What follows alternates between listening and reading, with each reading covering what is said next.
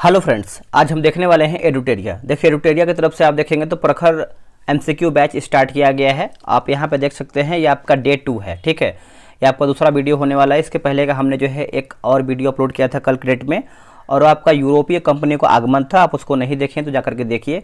अब देखिए, ये आपका वीडियो से आपको क्या फ़ायदा मिलने वाला है, आप सबसे पहले जानेंगे। आपको टॉपिक बाई टॉपिक जो है आपका जीके जीएस जो है आपका क्लियर होगा। और अगर आप ये टॉपिक आप लोगों ने पढ़ा होगा, जैसे घटना चक्र हो गया या फिर लूसेंट या फिर किसी भी किताब से अगर आपने ये पढ़ा है मॉडर्न हिस्ट्री से, जैसे नए राज्यों का उदय, और मैंने ये जो टॉपिक है कल के डेट में बताया था कि आपको ये टॉपिक पढ़ के आना है। और अगला जो आपका वीडियो आने वाला है, आपको हम वीडियो के एंड में आपको बता देंगे कि आपको कौन सा टॉपिक पढ़ना है। आप उस टॉपिक को पढ़ के आइएगा, और उसी टॉपिक को पढ़ के अगला जब आप 100 क्वेश्चन का टेस्ट देंगे तो आपको जो है कॉन्फिडेंस भी आएगा और आप अच्छा खासा जो है अधिक से अधिक क्वेश्चन सही भी करेंगे। तो नए राज्यों का उदय और ब्रिटिश औपनिवेशिक नीतियाँ, ये क्वेश्चन देखिए यहाँ से आपका एग्जाम में आता है, और क्वेश्चन के लेवल बहुत ही बेहतरीन है। आप मॉडर्न हिस्ट्री जो आपका यूरोपीय कंपनियों का आगमन नाम आप नहीं देखें तो आप उसको जाकर के देखिए। और आप सभी लोगों से यही बोलेंगे, जो भी आप एग्जाम की तैयारी करें, आप इस वीडियो को जरूर देखिए, इससे आपको बहुत ज़्यादा फायदा मिलेगा। ठीक है, तो आप 100 क्वेश्चन का देखिए, आपका एक घंटे में जो है आपका ये वीडियो जो है समाप्त हो जाएगा, और आने वाले एग्जाम में आपको जो है ऐसा क्वेश्चन देखने को मिल सकता है। चलिए वीडियो को शुरू करते हैं। पहला क्वेश्चन क्या है, देखिए पहला प्रश्न है, बोला कि मोदी स्क्रिप्ट है ना, मोदी स्क्रिप्ट का प्रयोग निम्नलिखित दस्तावेजों में से किया गया है। निम्नलिखित दस्तावेजों में किया गया है, तो इसका आंसर क्या होगा। देखिए, इसका सही आंसर देखेंगे तो ऑप्शन नंबर ए होगा, मराठा जो है राइट आंसर हो जाएगा, मराठा। देखिए, मराठों के दस्तावेजों में मोदी लिपि का इस्तेमाल जो है किया गया था। इसका इस्तेमाल राजस्व और प्रशासनिक रिकॉर्ड रखने में जो है किया जाता है। नेक्स्ट प्रश्न है कि अष्टप्रधान किस शासक के प्रशासन में सहायता कर रहे थे। अष्टप्रधान, तो इसका आंसर क्या होगा। देखिए, इसका सही आंसर देखेंगे तो ऑप्शन नंबर डी हो जाएगा, शिवाजी। क्या होगा आंसर, शिवाजी जो है राइट आंसर हो जाएगा। और कुछ महत्वपूर्ण पद थे, जैसे पेशवा, अमात्य या फिर मजूमदार, सचिव, ये सब जो है आपको कुछ जो है पद जो है उस टाइम विख्यात था।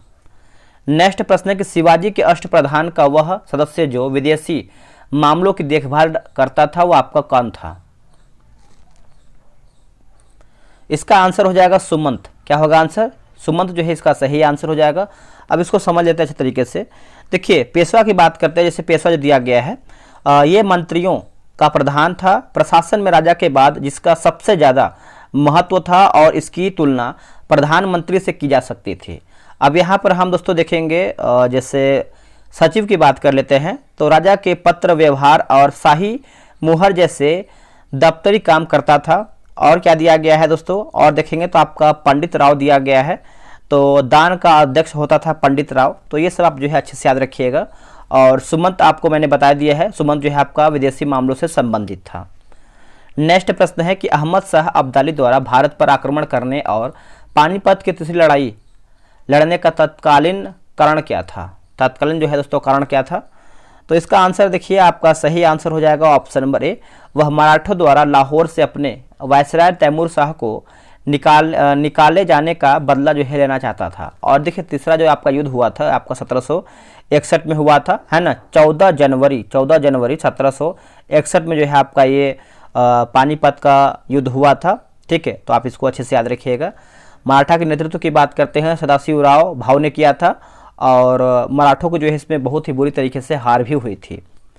नेक्स्ट प्रश्न है, निम्नलिखित को उनके शासन के कालक्रमानुसार, है ना, कालानुक्रमिक क्रम में जो है व्यवस्थित करके बताइए, और कूट का प्रयोग करते हुए जो है सही उत्तर चुन करके बताइए। अब इसका आंसर देखेंगे तो ऑप्शन नंबर देखेंगे तो सी जो है सही आंसर होगा, जिसमें से देखेंगे तो आपका बालाजी विश्वनाथ, फिर उसके बाद बाजीराव, फिर आपका बालाजी बाजीराव और माधवराव। तो ऑप्शन नंबर देखेंगे पांचवें का, तो सी जो है आपका सही आंसर होगा। बालाजी विश्वनाथ का शासन की बात करते हैं तो आपका 1713 से लेकर के आपका 20 हो जाएगा, है ना, तो ये भी आप अच्छे से याद रखिएगा। चलिए नेक्स्ट हम देखेंगे, छत्रपति शिवाजी से संबंधित निम्नलिखित घटनाओं को कालानुक्रमिक क्रम में व्यवस्थित करें और नीचे दिए गए कूट से सही उत्तर चुन करके बताइए। सही उत्तर चुन करके बताना है। तो देखिए, इसमें अगर हम आंसर की बात करते हैं, जैसे देखिए चाकन के किले पर जो विजय की बात करते हैं, चाकन के किले की विजय की बात करते हैं, तो ये आपका 1648 हो जाएगा, 1648। फिर अफजल खां का प्रकरण की बात करते हैं, अफजल खां का प्रकरण, तो ये आपका 16 1659 हो जाएगा। और मुगलों के साथ संघर्ष की शुरुआत की बात कर लेते हैं, तो संघर्ष की जो शुरुआत है आपका 1657 हो जाएगा, 1657। और सूरत पर हमला और लूट, है ना, तो सूरत पर हमला और लूट की बात कर लेते हैं, तो ये आपका 1664 हो जाएगा, 1664। अब इसका आंसर देखेंगे तो ऑप्शन नंबर ए होगा, जिसमें से पहला आपका हो जाएगा, उसके बाद तीसरा, फिर आपका दूसरा, फिर आखिरी में चौथा होगा। चलिए नेक्स्ट हम देखेंगे, शिवाजी से संबंधित निम्नलिखित घटनाओं पर विचार कीजिए और निम्नलिखित में से कौन सा कथन सही है, सही कथन बताना है। अब सही कथन की बात करते हैं तो ऑप्शन नंबर देखेंगे तो सी राइट होगा, जिसमें से 1627 में शिवनेरी किले में जन्मे और शिवाजी को 1637 में, है ना, 1637 में अपने पिता से पूना की जागीर विरासत में मिली और अफजल खां को आदिल शाह यानी बीजापुर के शासक ने शिवाजी को दंडित करने के लिए जो है नियुक्त किया था। तो आंसर देखेंगे तो आपका 7 का जो है सी सही आंसर हो जाएगा। और क्या दिया गया है, और देखेंगे तो आपका अफजल खां को 1669 में शिवाजी ने मार दिया था, ये दोस्तों गलत आंसर हो जाएगा।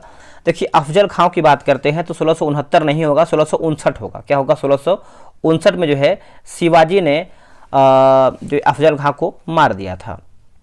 शिवाजी और मुगल सम्राट औरंगजेब के बीच संघर्ष के संबंध में निम्नलिखित कथन पर विचार कीजिए। कथन गलत बताना है, कौन सा हमारा कथन जो है गलत है। अब इसमें देखिए गलत की बात करते हैं तो ऑप्शन नंबर देखेंगे तो बी यानी केवल 3। जैसे परिणाम स्वरूप 1675 में पुरंदर की संधि पर जो है हस्ताक्षर किया गया था, यही दोस्तों गलत आंसर हो जाएगा। ये आपका 75 नहीं होगा, ये आपका 1665 हो जाएगा, 1665 होगा। बाकी जैसे इसके बाद औरंगजेब ने शिवाजी की बढ़ती ताकत को दबाने के लिए आमेर के राजा जयसिंह को नियुक्त किया, सही है। जयसिंह ने पुरंदर के किले में शिवाजी को घेरने में सफलता प्राप्त की, ये भी दोस्तों आपका जो है सही आंसर होगा। अगला कि 1674 में शिवाजी का राजधानी रायगढ़ में राज्याभिषेक हुआ और उन्होंने इसकी उपाधि जो है धारण की थी। देखिए इसका सही आंसर देखेंगे तो आंसर जो है आपका 9 का दोस्तों डी हो जाएगा, जिसमें से आप देखेंगे तो उन्होंने दोस्तों आपका जो है आपका हैंदव धर्मोद्वारक हो जाएगा। ऑप्शन नंबर देखेंगे तो 9 का जो है सी सही आंसर होगा। शिवाजी प्रशासन के संबंध में निम्नलिखित कथन पर विचार कीजिए। कथन सही बताना है, सही हमारा क्या है, तो देखिए सही की बात कर लेते हैं क्वेश्चन नंबर 10 का। तो देखिए शिवाजी के अधिकांश प्रशासनिक सुधार मलिक अंबर यानी अहमदनगर के सुधारों पर आधारित है। भूमि राजस्व का आकलन माप पर आधारित था। मलिक अंबर की काठी को माप की इकाई के रूप में जो है अपनाया गया था और भूमि राजस्व सकल उपज का 1/3 शुरू में तथा तय किया गया था, लेकिन बाद में सुधारों के बाद इसे सकल उत्पाद का 2/5 हिस्सा जो है तक बढ़ा दिया गया था। तो आंसर देखेंगे तो सी 1, 2, 3 जो है आपका राइट आंसर होगा। मराठों के संबंध में निम्नलिखित कथनों पर विचार कीजिए। कथन गलत बताना है, यानी हमारा गलत कथन क्या है, असत्य क्या है। देखिए आंसर देखेंगे, जैसे चौथी भूमि राजस्व का 1/4 हिस्सा था जो मराठों को अब तक दिया जाता था क्योंकि यह मराठा छापों के अधीन नहीं था, सही हो जाएगा। और सरदेशमुखी महाराष्ट्र की उन भूमियों पर 1/10 हिस्सा का अतिरिक्त कर था जिन पर मराठों ने वंशानुगत अधिकार का दावा किया था। तो आंसर देखिए डी होगा, ना तो 1 गलत है और ना ही 2 गलत है। तो आंसर देखेंगे तो आपका डी राइट आंसर होगा। नेक्स्ट प्रश्न है कि शिवाजी के बाद मराठा राज्य के निम्नलिखित शासकों पर जो है विचार करके बताइए। देखिए 12 का सही आंसर देखेंगे तो आपका करेक्ट आंसर हो जाएगा, ऑप्शन नंबर ए होगा, संभाजी। अब देखिए संभाजी का शासनकाल आप सब लोग अच्छे से याद रखिएगा, 1680 से लेकर के, थोड़ा सा लिखने में दिक्कत है बट आप इसको समझ सकते हैं, 1680 से लेकर के 89 हो जाएगा दोस्तों, 89। उसके बाद राजा राम की बात करते हैं तो इनका जो आपका कार्यकाल रहा है 1689 से लेकर के 1700 हो जाएगा, है ना, 1700 हो जाएगा। और ताराबाई की बात करते हैं तो 1700 से लेकर के 1707 हो जाएगा। और साहू की बात करते हैं तो 1707 से लेकर के 1749 हो जाएगा, ठीक है। तो आंसर देखेंगे तो option number A right answer होगा। चलिए नेक्स्ट हम देखेंगे, बोला कि नीचे दिए गए कोड का उपयोग करते हुए सही उत्तर चुन करके बताइए। मराठा साम्राज्य जो कि क्या लिखा गया है, कन्फेडरेसी क्षेत्र दिया गया है ना। तो चलिए इसको अच्छे से मिला लेते हैं, 13 का आंसर क्या होगा। अब यहाँ पर देखिए अच्छे से मिलाना इसको है, तो आप चाहें तो वीडियो रोक करके भी इसको आप मिला सकते हैं। जैसे सिंधिया की बात करते हैं, जैसे यहाँ पर आप देखेंगे तो आंसर आपका क्या होगा, जैसे होलकर जो है आपको हो जाएगा इंदौर होगा। पवार की बात करते हैं तो धार। उसके बाद गायकवाड़ दोस्तों आपका हो जाएगा बड़ौदा।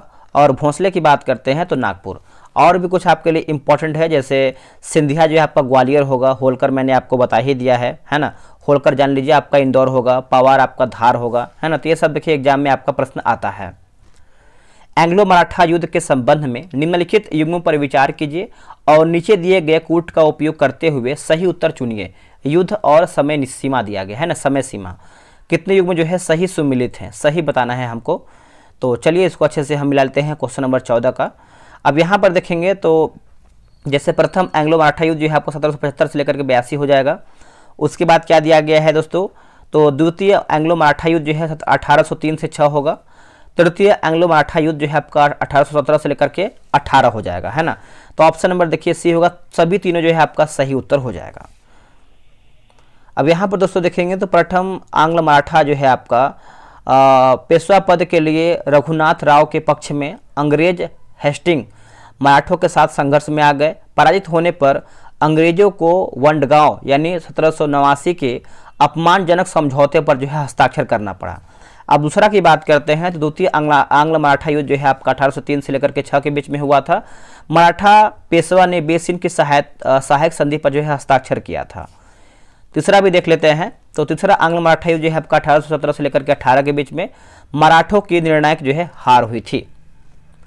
नेक्स्ट प्रश्न है। अब देखिए आपका कमेंट ये था कि सर इसका पीडीएफ कैसे मिलेगा, पीडीएफ के लिए बात बताइए। और तो अब देखिए पीडीएफ के लिए इसका जो है अलग से आपको ग्रुप बनाया जाएगा और तभी आपको जो है इसका पीडीएफ जो है मिल पाएगा। आपको करना क्या है, आपको व्हाट्सएप पे मैसेज करना है। ये रहा व्हाट्सएप नंबर 8756546533, है ना।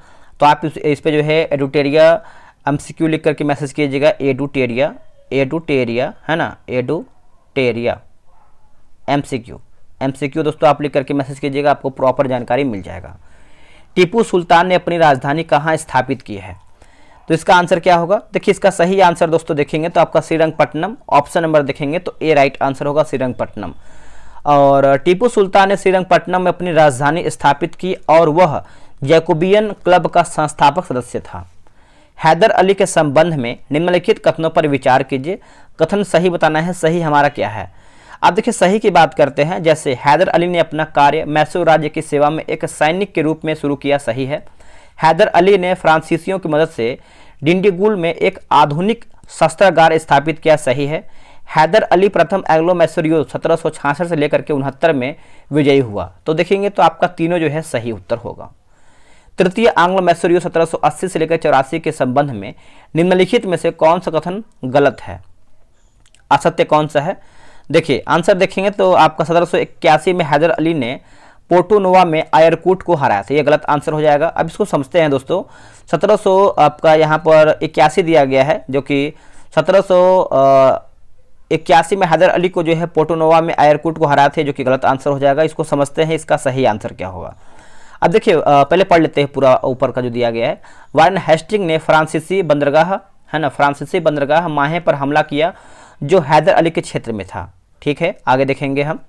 हैदर अली ने निजाम और मराठा के साथ एक संयुक्त मोर्चे का नेतृत्व किया और आरकाट पर कब्जा किया, ये भी आपका सही हो जाएगा। और क्या दिया गया है, हैदर अली की मृत्यु जो है दूसरे आंग्ल मैसूर युद्ध के दौरान जो है दोस्तों हो गया था, है ना। तो आप इसको अच्छे से याद रखिएगा। और चलिए नेक्स्ट हम क्वेश्चन देखेंगे। अगला हमारा है कि एंग्लो मैसूर युद्ध और संधि दिया गया है।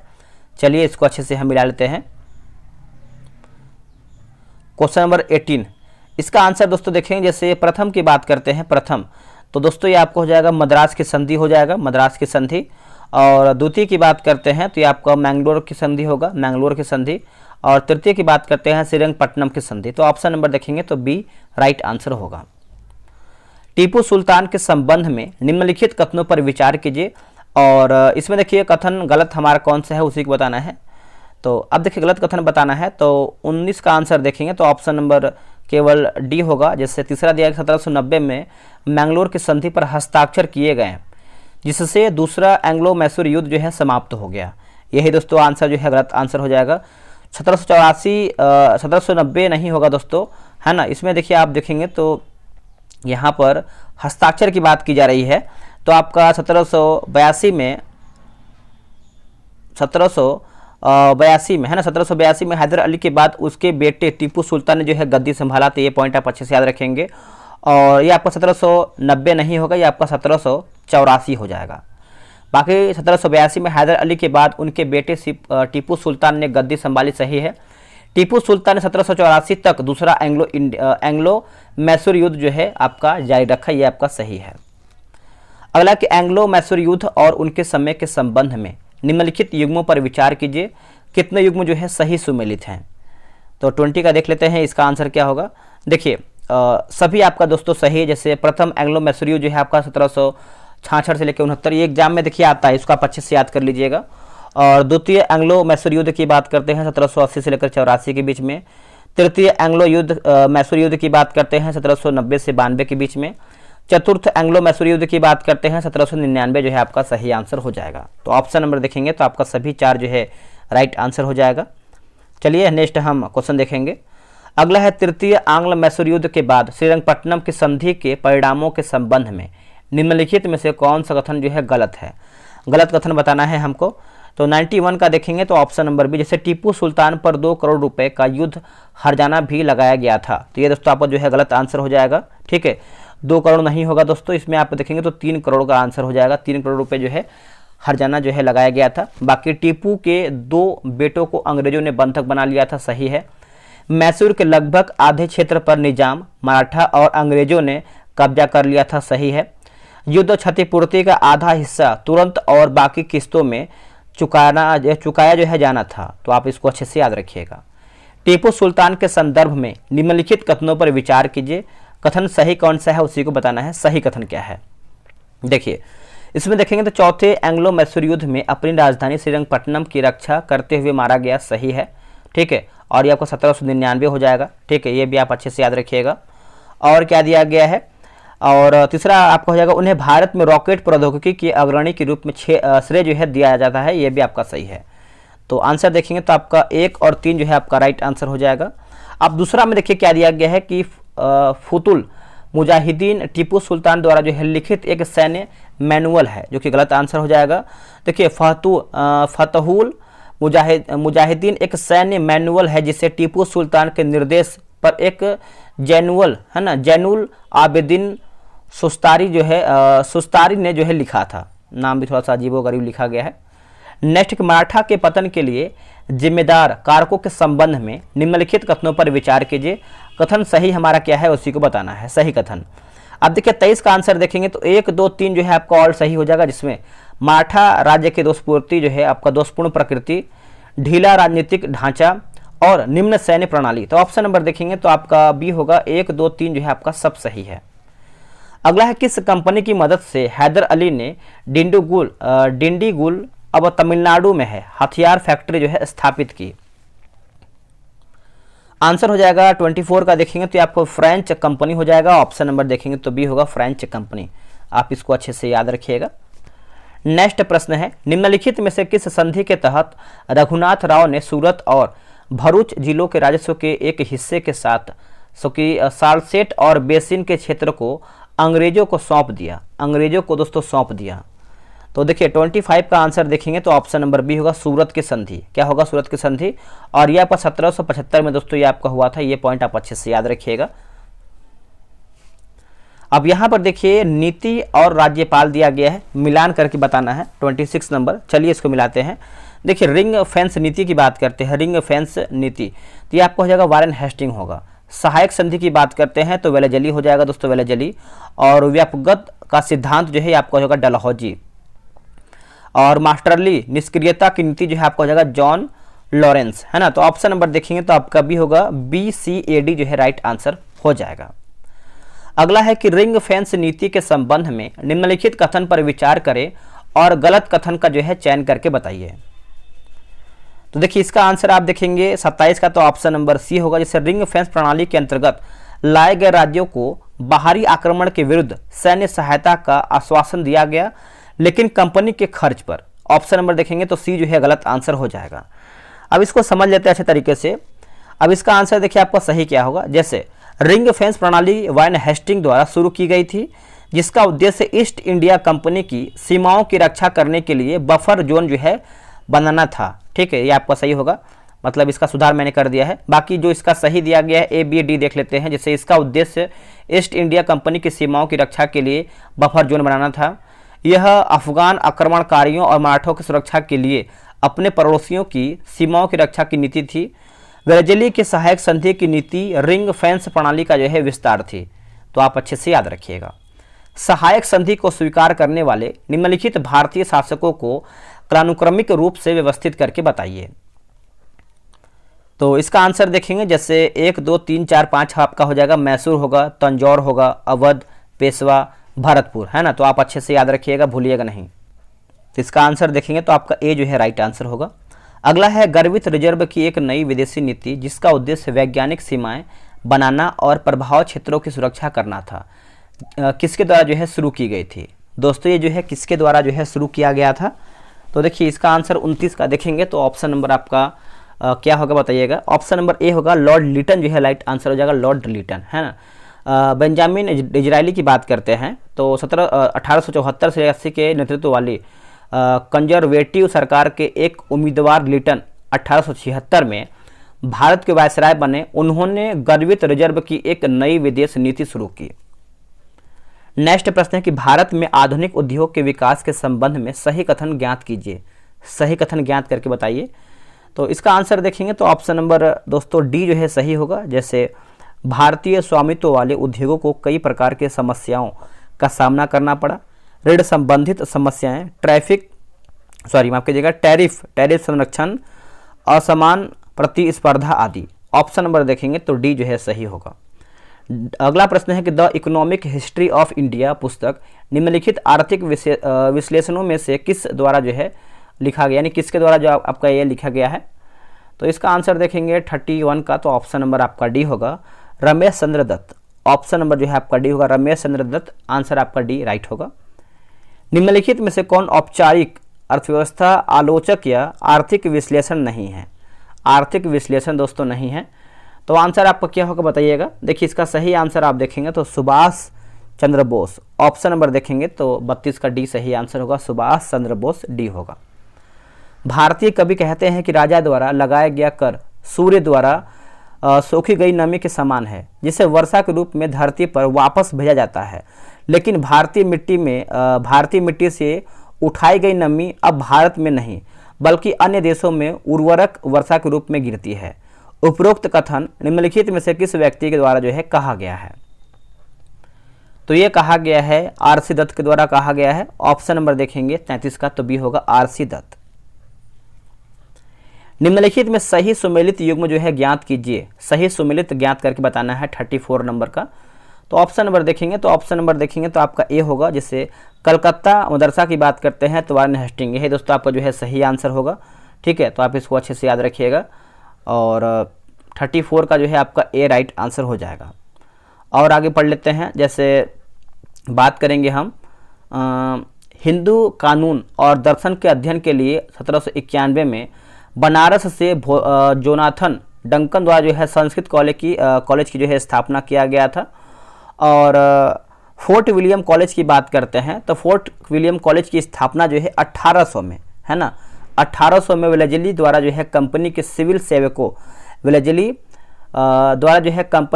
सेवकों को भारतीयों की भाषाओं और रीति रिवाजों के प्रशिक्षण के लिए किया गया था। नेक्स्ट प्रश्न है कि वुड्स डिस्पैच 1854 के संबंध में निम्नलिखित कथन पर विचार कीजिए। तो इसका आंसर क्या होगा। देखिए इसका आंसर देखेंगे तो ऑप्शन नंबर दोस्तों आपका सी सही आंसर होगा। 1 और 3 पढ़ते हैं। देखिए इसने भारत सरकार से आम जनता की शिक्षा की जिम्मेदारी लेने को कहा, जिससे डाउनवर्ड फिल्ट्रेशन थ्योरी का खंडन हो गया। तीसरा देखेंगे तो इसमें महिला शिक्षा, व्यावसायिक शिक्षा और शिक्षक प्रशिक्षण पर जोर दिया गया। तो आंसर देखेंगे तो आपका सी जो है सही होगा। निम्नलिखित में से किस अधिनियम आयोग द्वारा उच्च शिक्षा और विश्वविद्यालयों के सुधार के लिए 5 वर्षों के लिए प्रति वर्ष 5 लाख रुपए मंजूर किए जाने थे। तो इसका आंसर देखेंगे 36 नंबर का, तो ऑप्शन नंबर बी होगा, भारतीय विश्वविद्यालय अधिनियम ऑप्शन नंबर जो है आपका बी होगा। और ये आपका वर्ष 1904 में दोस्तों आपका जो है द्वारा उच्च शिक्षा और विश्वविद्यालय के सुधार के लिए जो है 5 वर्षों के लिए प्रति 5 लाख रुपए जो है मंजूर किया गया था। और जो इसका नेतृत्व है सर थॉमस रेले ने किया था। सर थॉमस रेले ने इसका जो नेतृत्व है दोस्तों किया था। निम्नलिखित ब्रिटिश शिक्षा आयोग को कालानुक्रमिक रूप से जो है व्यवस्थित करके बताइए। तो इसका आंसर देखेंगे तो ऑप्शन नंबर ए होगा, जिसमें आप देखेंगे तो जैसे आपका हो जाएगा हंटर शिक्षा आयोग, और ये आपका 1882 में दोस्तों आया हुआ था, 1882 में। उसके बाद क्या दिया गया है आपका सैडलर विश्वविद्यालय आयोग जो है आपका हो जाएगा 1917 से लेकर के 17-19 हो जाएगा। फिर आपका हो जाएगा हार्टोंग समिति आपका हो जाएगा 1929 हो जाएगा। और क्या दिया गया है फिर आपका हो जाएगा दूसरा सार्जेंट शिक्षा योजना, यह आपका 1944 हो जाएगा, 1944। और राधा कृष्णन आयोग की बात करते हैं तो ये आपका 1948 से 49 हो जाएगा, है ना। तो आप इसको अच्छे से याद रखिएगा। अगला है कि वर्धा बेसिक शिक्षा योजना 1937 का प्रस्ताव निम्नलिखित में से किस व्यक्ति द्वारा जो है तैयार किया गया था। तो ये आपको दोस्तों तैयार किया गया था, आंसर देखेंगे तो जाकिर हुसैन जो है सही आंसर हो जाएगा, option number D Zakir Hussain, है ना। तो आप अच्छे से याद रखिएगा, भूलिएगा नहीं। सिविल सेवा परीक्षा के लिए अधिकतम स्वीकार्य आयु धीरे धीरे 23 से जो है आपका 1859 में घटाकर वर्ष डैश में जो है 19 वर्ष जो है कर दिया गया था। तो इसका आंसर आप अच्छे से याद रखिएगा। 39 का आंसर देखेंगे तो ऑप्शन नंबर सी होगा, 1878 जो है सही उत्तर हो जाएगा। ठीक, 1878 आप अच्छे से याद रखिएगा। निम्नलिखित में से किस समिति ने भारतीय सिविल सेवाओं के लिए आयु सीमा बढ़ाकर 23 वर्ष करने के लिए जो है सिफारिश की थी? 23 वर्ष करने के लिए जो है सिफारिश की थी। तो आंसर देखेंगे 40 नंबर का, तो आपका ए होगा एचिसन समिति हो जाएगा। ऑप्शन नंबर जो है 40 का ये होगा एचिसन समिति, है ना, ये राइट आंसर होगा। निम्नलिखित में से किस गवर्नर जनरल ने एसपी के कार्यालय को समाप्त कर दिया और कलेक्टर मजिस्ट्रेट को पुलिस बल का प्रमुख जो है नियुक्त किया? देखिए सही आंसर 41 का देखेंगे तो ऑप्शन नंबर सी होगा, बेटिंग जो है राइट आंसर हो जाएगा, ऑप्शन नंबर सी होगा बेटिंग। चलिए नेक्स्ट हम देखेंगे, किस वर्ष पुलिस आयोग ने प्रांतों में सीआईडी यानी आपराधिक जांच विभाग और केंद्र में केंद्रीय खुफिया ब्यूरो की स्थापना की सिफारिश की है? इसका आंसर क्या होगा 42 का। देखिए इसका सही आंसर देखेंगे तो ऑप्शन नंबर बी होगा, 1902 जो है राइट आंसर हो जाएगा, ऑप्शन नंबर बी। आप इसको अच्छे से नोट कीजिएगा, भूलिएगा नहीं। नेक्स्ट प्रश्न है कि न्यायपालिका में निम्नलिखित में से कौन सा सुधार वारेन हेस्टिंग द्वारा जो है किया गया था? वारेन हेस्टिंग दोस्तों जो है इसके द्वारा जो है किया गया था। तो 43 का आंसर देखेंगे तो ऑप्शन नंबर डी होगा, जैसे 1 और 3।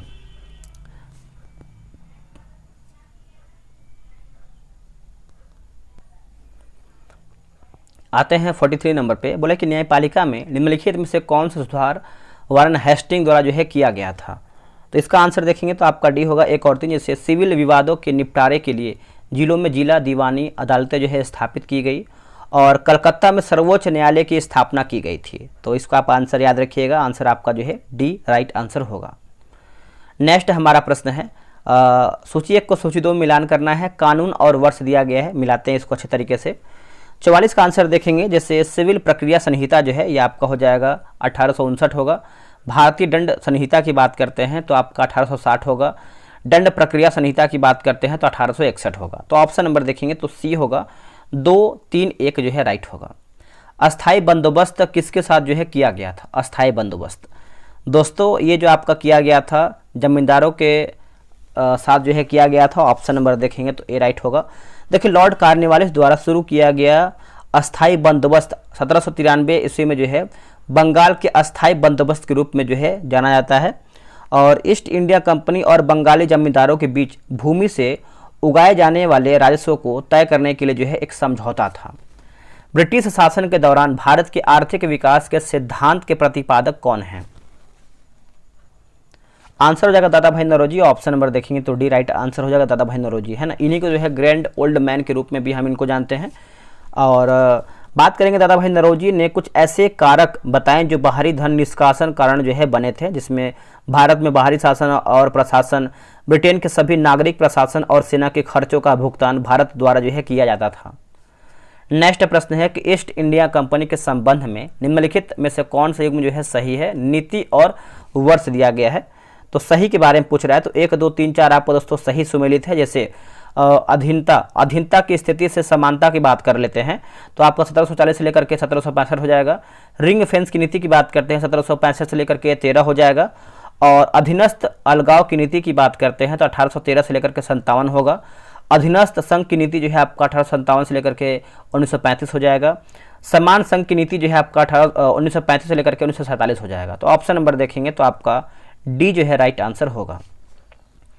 अगला प्रश्न है कि ईस्ट इंडिया कंपनी ने वर्ष डैश में बंगाल, बिहार और उड़ीसा की दीवानी या राजस्व पर नियंत्रण हासिल कर लिया।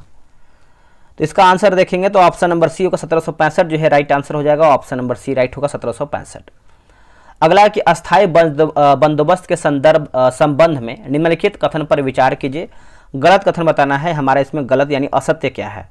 अब देखिए 49 का आंसर अगर देखें तो उपयुक्त में से कोई भी नहीं। देखिए 1793 में लॉर्ड कॉर्नवालिस द्वारा बंगाल, बिहार में अस्थायी बंदोबस्त जो है लागू किया गया था, सही है। स्वामित्व का अधिकार वंशानुगत और हस्तांतरित बना दिया गया, यह भी सही है। जमींदार को अपने राजस्व राशि निर्धारित तिथि पर चुकानी होती थी, भले ही किसी कारणवश फसल खराब हो गई हो, अन्यथा उसकी जमीनें जो है बेच दी जाती थी। तो आंसर देखेंगे तो आपका जो है सभी सही है। अगला प्रश्न है कि अस्थायी बंदोबस्त भूमि राजस्व नीति का मसौदा किसने तैयार किया है।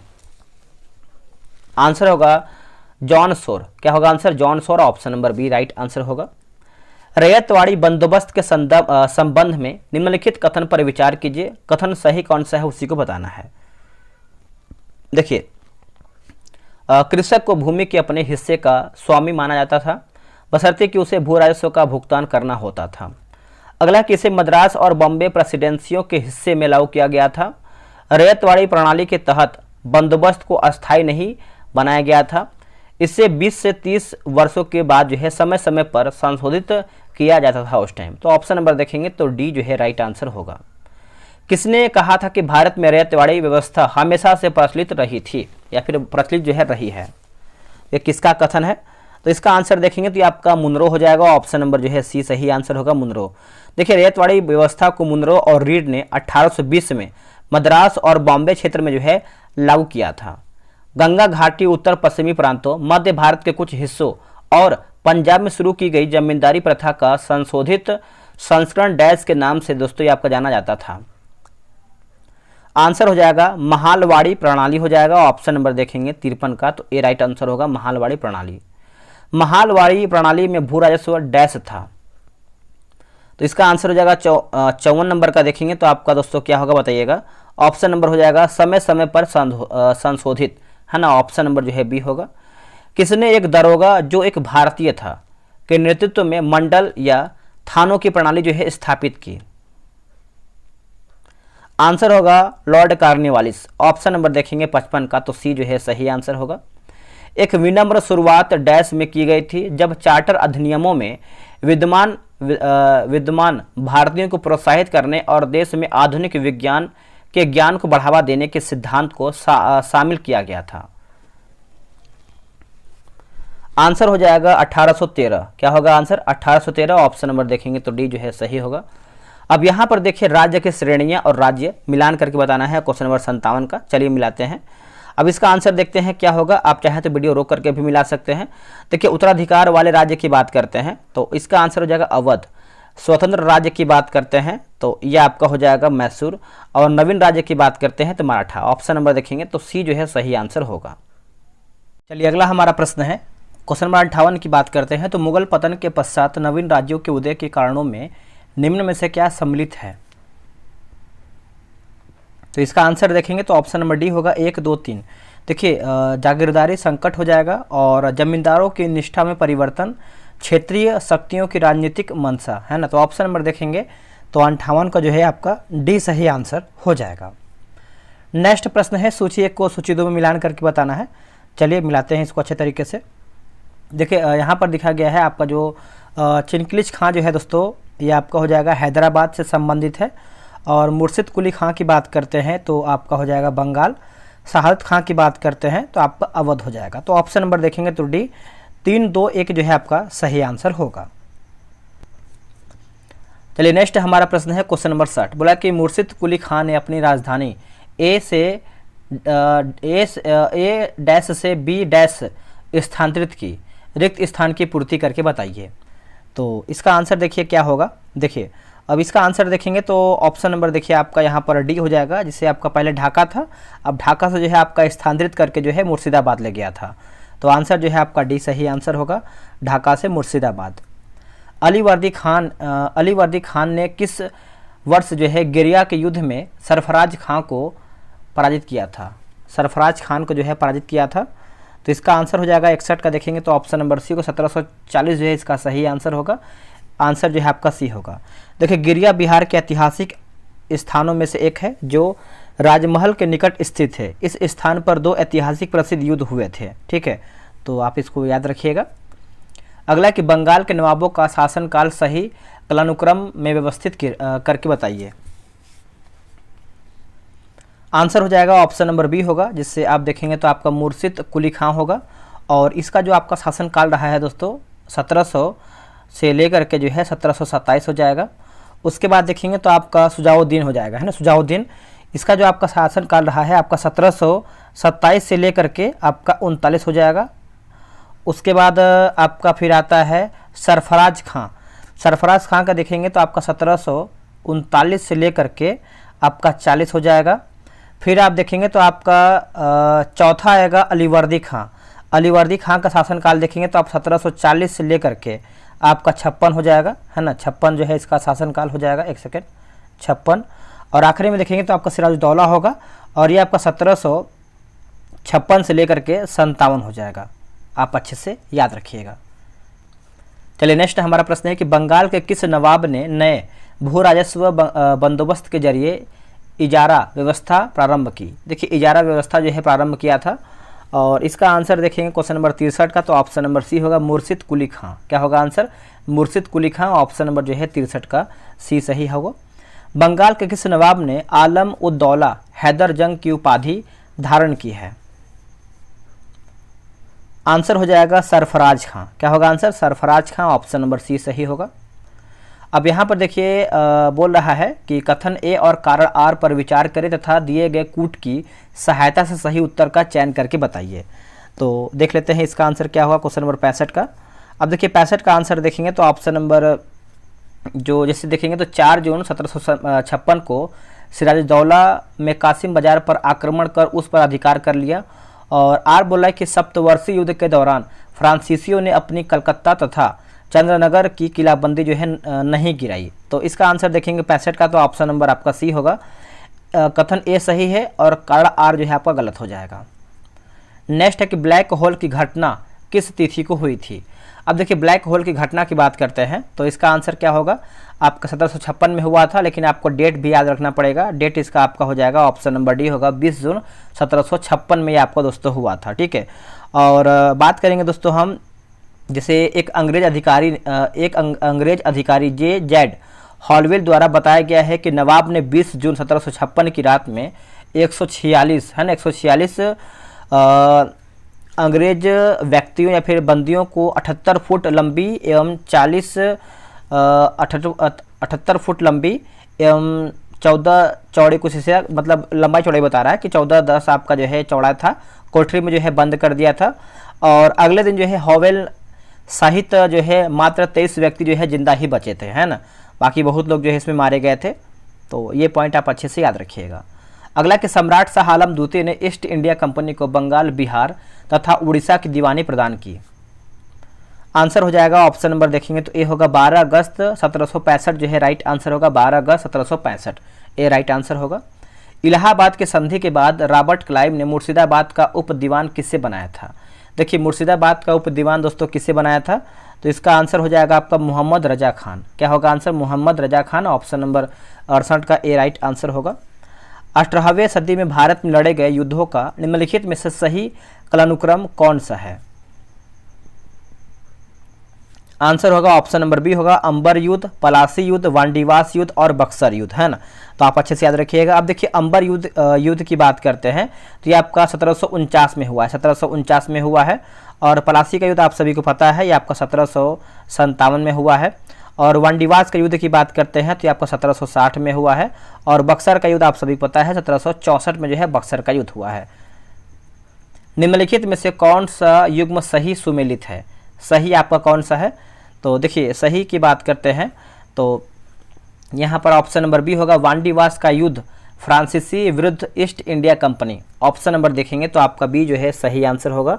और वांडीवास का युद्ध हुआ कब था? 1760 में हुआ था। अगला है कि निम्न में से किसने अपनी राजधानी मुर्शिदाबाद से मुंगेर स्थानांतरित की?